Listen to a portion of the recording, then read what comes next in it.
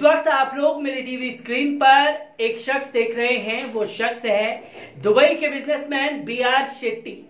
B R. Shetty जिनका Dubai में दबदबा है। बी.आर. शेट्टी को लेकर के दुबई ने बड़ा शिकंजा कस दिया है और वो शिकंजा इसलिए भी कसा हुआ है कि आरएसएस से लिंक जुड़े हुए थे, तमाम घोटालों में शामिल थे और जिस तरीके से संपत्तियां जब्त की गई हैं, बैंक अकाउंट सीज किए गए हैं, उससे 24 घंटे के अंदर आरएसएस को दूसरा सबसे बड़ा झटका लगा है। इस झटके के बारे में मैं बात करूंगा, पर बात की जाएगी यहां प्रधानमंत्री नरेंद्र मोदी जी के उस दौरे की जो 8 महीने पहले हुआ था। 8 महीने पहले की तस्वीरों के बारे में अगर बात की जाए तो देश के प्रधानमंत्री के बारे में हमारी मीडिया ने यह बताने की कोशिश की कि विदेशों में मोदी जी का डंका सरेआम बज रहा है और मोदी जी के आगे अरब देशों ने घुटने टेक दिए हैं। वो मोदी जी का डंका जब विदेशों में बज रहा था तो मीडिया ने बड़ा चढ़ा करके दिखाने की कोशिश की। महज इत्तेफाक समझे कि 8 महीने के भीतर ऐसा क्या हुआ जो प्रधानमंत्री नरेंद्र मोदी जी को जवाब देना अब दुबई सरकार या यूं कह लीजिए कि ईरान, कुवैत, बहरीन, ये तमाम वो देश हैं जो मोदी सरकार से लगातार सवाल कर रहे हैं कि आखिरकार आपके देश में ये मुसलमानों के साथ हो क्या रहा है। इसके बारे में हमें जवाबदेही चाहिए क्योंकि ये लगातार आपके देश में हो रहा है और आपकी चुप्पी कई सारे सवाल खड़े कर रही है। महज 8 महीने पहले दुबई में अवार्ड से नवाजे गए प्रधानमंत्री नरेंद्र मोदी जी के साथ अचानक ये क्या हुआ कि अब किरकिरी विदेशों में हो रही है।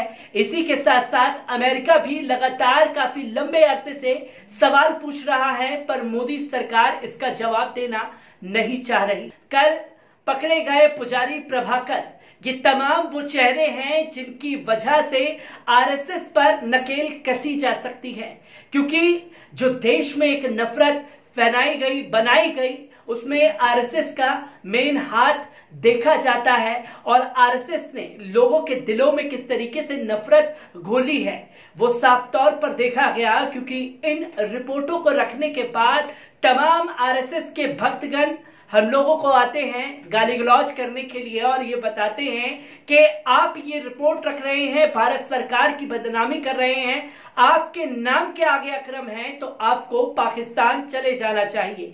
आप पाकिस्तानी हैं, आप अपने मुल्क के गद्दार हैं, आप देशद्रोही हैं। पर अगर सवाल पूछा जाए तो हम देशद्रोही हो जाते हैं, पर अब लगातार अरब देशों से सवाल खड़े हो रहे हैं। जहां बीते 2 दिन पहले ट्वीट करके प्रिंसेस अल हिंदा ने चिताया था मोदी सरकार को कि आपका जवाब अभी तक नहीं आया है। ये बहुत बड़े सवाल खड़े कर रहा है और इन सवालों का जवाब हमें आपसे चाहिए, किसी थर्ड पर्सन से नहीं। अगर आपके मंत्री ये कह रहे हैं कि वहां पर मुसलमानों के लिए भारत स्वर्ग है, चलिए मान लिया कि मुसलमानों के लिए स्वर्ग है, तो हमें भी जो आपके मुल्क के लोग हमारे देशों में बसे हुए हैं उनके लिए भी हमें दुबई स्वर्ग बनाना चाहिए। इसकी एक लंबी लड़ाई छिड़ चुकी है जिसके लिए सवाल पूछे जा रहे हैं। प्रिंसेस अल हिंदा के उस अनाउंसमेंट के बाद कल पुजारी प्रभाकर पर शिकंजा कसा गया और महज 24 घंटे के भीतर बड़ा शिकंजा कसा गया है बी.आर. शेट्टी पर। बी.आर. शेट्टी के आरएसएस लिंक भी सामने आए हैं। उन लिंक को जानने के लिए सबसे पहले जानिए ये रिपोर्ट। यूएई संयुक्त अरब अमीरात में कई मुकदमों का सामना कर रहे वहां की सबसे बड़ी हेल्थ केयर कंपनी के मालिक बी.आर. शेट्टी का सितारा डूब रहा है।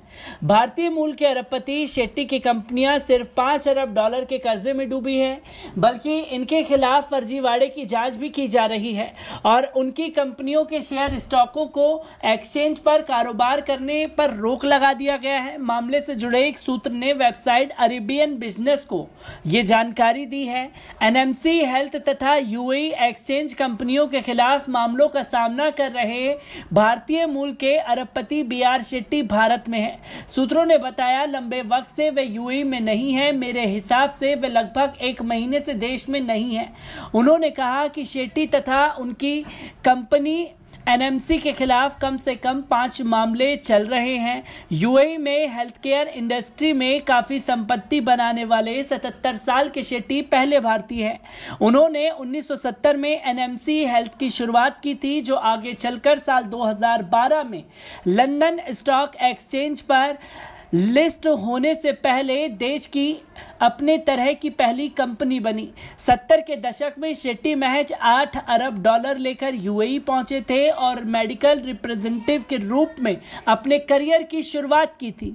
उन्होंने 1980 में अमीरात के सबसे पुराने रेमिट्स बिजनेस यूएई एक्सचेंज की शुरुआत की। यूएई एक्सचेंज यूके की एक्सचेंज कंपनी ट्रेवल्स तथा कई छोटे छोटे पेमेंट सॉल्यूशंस प्रोवाइड तथा शेट्टी की फिम्बर के साथ मिलकर 2018 में सार्वजनिक हुई। शेट्टी ने हेल्थ केयर और फाइनेंशियल सर्विस के अलावा hospitality, food and beverage, pharmaceutical manufacturing तथा रियल एस्टेट में भी हाथ आजमाया। शेट्टी के बिजनेस को तब करारा झटका लगा जब पिछले साल दिसंबर में मटी वाटर रिसर्च फाउंडर तथा शॉर्ट सेलर कार्सन ब्लॉग ने अपनी एक रिपोर्ट में एनएमसी हेल्थ पर संपत्ति का फर्जी आंकड़ा देने तथा कंपनी की संपत्तियों की चोरी का आरोप लगाया। इसके महज 3 महीने के बाद ही एनएमसी के शेयरों को लंदन स्टॉक एक्सचेंज पर कारोबार करने से रोक दिया गया और 2 सप्ताह पहले इसने घोषणा की कि उस पर लगभग $5 अरब लगभग 40,000 करोड़ का कर्ज है। यूएई एक्सचेंज ने इस सप्ताह अपनी शाखाओं तथा ऑनलाइन प्लेटफॉर्म के जरिए नया लेन देन बंद कर दिया है, क्योंकि यूएई के केंद्रीय बैंक ने घोषणा की थी कि उसने यूएई एक्सचेंज के खिलाफ जांच शुरू की है और इसके ऑपरेशन मैनेजमेंट की जांच करेगा। यूएई में शेट्टी की निजी संपत्तियों में दुनिया की सबसे ऊंची इमारत बुर्ज खलीफा में 2 फ्लोर और पाम जुमेरिया में 1 विला है। पिछले साल सितंबर में उन्होंने अरबियन बिजनेस से बातचीत में कहा, चुनौतियां हर वक्त होती हैं, लेकिन जब आप उनके सामने नहीं झुकते हैं और सही तरीके से काम करते हैं, वह आपको रास्ते से हटा देते हैं। हम नंबर 1 हैं। शेट्टी ने भी 20 के दशक में उडुपी नगर परिषद के लिए सफलतापूर्वक चुनाव लड़ा था, जबकि उनके पिता एक कांग्रेसी और स्वतंत्रता सेनानी थे। शेट्टी ने भारतीय जनता पार्टी के पूर्ववर्ती जनसंघ के टिकट पर चुनाव लड़ा था। 26 वर्षीय उम्मीदवार के लिए प्रचार करने वालों में पूर्व प्रधानमंत्री अटल बिहारी वाजपेयी भी थे, जबकि कांग्रेस का नेतृत्व इंदिरा गांधी कर रही थी। शेट्टी ने 2018 में दी ऑर्गेनाइजेशन आरएसएस के प्रमुख को बताया। जनसंघ में 1968 के चुनाव में कांग्रेस को पटखनी दी, 12 में से 15 सीटें जीती। जब उनका कार्यकाल समाप्त हुआ तब शेट्टी दूसरी बार निर्वाचित हुए और परिषद के उपाध्यक्ष बने। शेट्टी प्रधानमंत्री नरेंद्र मोदी की अबू धाबी यात्रा के मुख्य आयोजकों में से एक थे और व्हाट्सएप पर उनकी प्रदर्शन तस्वीर पीएम के साथ लगी है और इसी के साथ साथ उनके करीबी रिश्ते आरएसएस से भी खंगाले जा रहे हैं, जिसके चलते लगातार यूएई में आरएसएस को बैन करने की मांग उठ रही है और आरएसएस की नीतियों के खिलाफ हल्ला बोल दिया है। लगातार दुबई में ये दूसरी बड़ी घटना है जहां आरएसएस के दूसरे सबसे करीबी पर शिकंजा कसा गया है। तो दोस्तों, आपने देखा कि महज 24 घंटे के भीतर दुबई ने 2 बड़े झटके आरएसएस को दिए हैं और आरएसएस से जुड़े करीबियों के संबंध खंगाले गए और एक को शिकंजा कसा, गिरफ्तार किया गया, तो दूसरे के सारे बैंक अकाउंट सीज कर दिए गए, क्योंकि दुबई में घपला लगातार उनका जारी रहा और उनको ढूंढा जा रहा है दुबई में। पर ऐसा लगातार बताया जा रहा है कि वो भारत में है और भारत सरकार से जल्द ही उनको लेकर के जवाबदेही हो सकती है। अब जानने वाली बात है बीआर शेट्टी के लिए। बीआर शेट्टी पहले जुड़े हुए थे भारतीय जनता पार्टी से, पर भारतीय जनता पार्टी के बाद आरएसएस से लिंक सामने आए, जहां उनकी तस्वीरें सोशल मीडिया पर मोहन भागवत के साथ साफ तौर पर देखी जा रही हैं। और ये वही बीआर शेट्टी हैं जब दुबई में डंका बजवा रहा था हमारा मीडिया और प्रधानमंत्री नरेंद्र मोदी का सारा आयोजन करने वाले बीआर शेट्टी थे, जहां एक ठहरने तक, कहां रहने तक, खाने तक का हिसाब किताब बी.आर. शेट्टी के पास था, प्रधानमंत्री नरेंद्र मोदी का, जिनको प्रधानमंत्री जी को दुबई लेकर पहुंचे थे बी.आर. शेट्टी। और बी.आर. शेट्टी पर शिकंजा कसना यह साफ तौर पर जता रहा है कि अब लॉकडाउन के बाद बड़ा जलजला आने वाला है। जो लगातार सवाल पूछे जा रहे हैं, उन सवालों के घेरे में प्रधानमंत्री नरेंद्र मोदी सरकार और खासतौर पर आरएसएस चारों तरफ से घिर चुकी है। जो नफरत की राजनीति उन्होंने की, हालांकि उन लोगों ने यह बयान जरूर दे दिए कि किसी जाति, धर्म, भेदभाव या रंग रूप के आधार पर कोरोना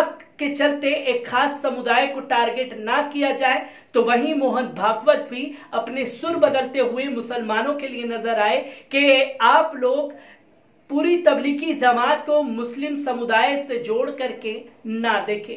पर इनकी बातों का असर कहीं होता हुआ दिखाई नहीं दिया, जहां उन्होंने साफ तौर पर यह कहा कि असर नहीं दिख रहा है। उनके भक्तगण किसी सब्जी या फेरे वाले को मारते हुए नजर आते हैं, उसके ऊपर खामोशी रहती है। पर आरएसएस मोहन भागवत ये कहते हुए नजर आते हैं कि देश में एक भी मॉब लिंचिंग नहीं हुई।